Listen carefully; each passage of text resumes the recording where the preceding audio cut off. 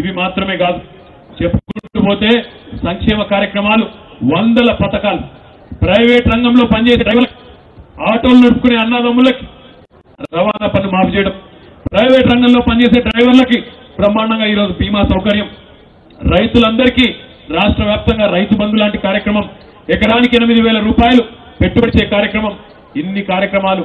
గుంటెడు భూమి ఉంటే కూడా రైతు బీమా, ఆ రైతు చనిపోతే 5 లక్షల బీమా, 5 లక్షల రూపాయలు వెంటనే 4-5 రోజుల్లోనే ఆ కుటుంబానికి ఇచ్చే విధంగా కార్యక్రమాలు. ఒకప్పుడు ఎండాకాలం వచ్చినట్టే కరెంట్ ఉండని పరిస్థితి, అట్లాంటిది ఇప్పుడు ఎండాకాలం వచ్చినా ఏ కాలమైనా బ్రహ్మాండంగా 24 గంటల కరెంట్ ఇచ్చిన ఘనత కూడా కేసీఆర్ గారి ప్రభుత్వానికి దక్కిన విషయం తెలియదు. ఇవి సరిపోవు, ఇంకా చేయాల్సిన పని చాలా ఉంది. మాకు కూడా ఇంకా చేయాలని ఆరాటం చాలా ఉంది. ఎవరు ఊహించిన విధంగా మేము వాగ్దానం ఇయ్యలేదు, ఎన్నికల్లో చెప్పలేదు. అయినా ఇంటింటికి నల్లా నీళ్ళు ఇచ్చే మిషన్ భగీరథ లాంటి కార్యక్రమం ఎవరు ఊహించని విధంగా, ఎవరు కళలో కూడా అనుకోని విధంగా సిరిసిల్లాను జిల్లా కేంద్రం చేసిన మన ముఖ్యమంత్రి కేసీఆర్ గారికి దక్కించిన విషయం మీకు తెలియజేస్తా ఉన్నా.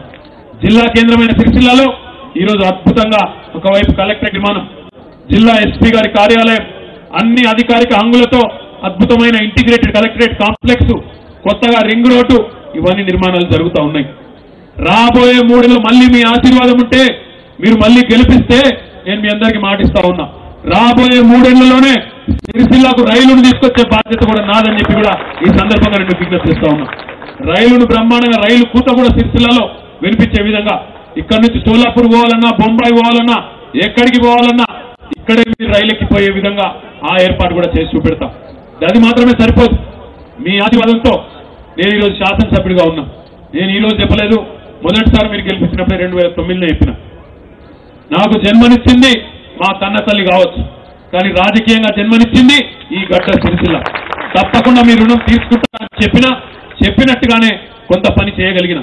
ఈ 4 ఏళ్ల కాలంలోనే 1,000 కోట్ల రూపాయలతో సాగునీరు కానీ, తాగునీరు కానీ, అదే మన పట్టణంలో ఉన్న నేతన్నల కోసం వారికి అండగా నిలబడేదానికి అపారల్ పార్క్ లాంటి కార్యక్రమం కానీ, ఓనర్ వర్కర్ టు ఓనర్ అనే కార్యక్రమం కానీ, ఇవన్నిటికీ శ్రీకారం చుట్టాం. రహదారులు ఉన్నాం. మున్సిపాలిటీలో బ్రహ్మాండమైన కార్యక్రమాలు, తొందరలోనే కొత్త చెరువు కూడా కొత్త అందాలతో మీ అందరికీ తొందరలోనే పరిచయం కాబోతా ఉన్నది. అద్భుతంగా ఆ కార్యక్రమాన్ని చేసుకుంటా ఉన్నాం. మిటిమానే వెనకాల ఒక అద్భుతమైన కరకట్ట కూడా కట్టి దాన్ని కూడా మీ అందరికీ ఆహ్లాదాన్ని పంచే విధంగా, పట్టణానికి 4 వైపులా నీళ్లుండే విధంగా ఆ కార్యక్రమం కూడా చేస్తా ఉన్నాం. దాంతో పాటు ఈ పట్టణం రూపురేఖలన్నీ మారిపోయే విధంగా అపారల్ పార్కులో దాదాపు ఇక్కడ ఉండే అక్కా చెల్లెలు, పట్టణంలో ఉండే అక్కా చెల్లెలు, మీరు భవిష్యత్తులో బీడీలు చుట్టే అవసరం లేకుండా, బీడీలు చుట్టుకొని ఆరోగ్య సమస్యలు తెచ్చుకునే అవసరం లేకుండా అపారల్ పార్కులో 10,000 మంది మహిళలకు శిక్షణ ఇప్పించి అందులో నెలకు 10-12,000 రూపాయలు మీకు మరి మీకే జీతం వచ్చే విధంగా పెట్టించే బాధ్యత కూడా నాది అని చెప్పి కూడా నేను విజ్ఞప్తి చేస్తా ఉన్నా. అపారల్ పనులు నడుస్తూ ఉన్నాయి. తొందరలోనే పార్కు కూడా ప్రారంభం అవుతుంది. మరి మీ అందరికీ ప్రత్యేకమైన శిక్షణ ఇచ్చి, ప్రత్యేకంగా మీ అందరికీ కూడా ఏమేమి మెలకువలు నేర్పించాలో నేర్పించి, నైపుణ్యాన్ని కూడా అందించి మీ అందరికీ అందులోనే బ్రహ్మాండమైన అవకాశాలు కూడా కల్పించే బాధ్యత నాది.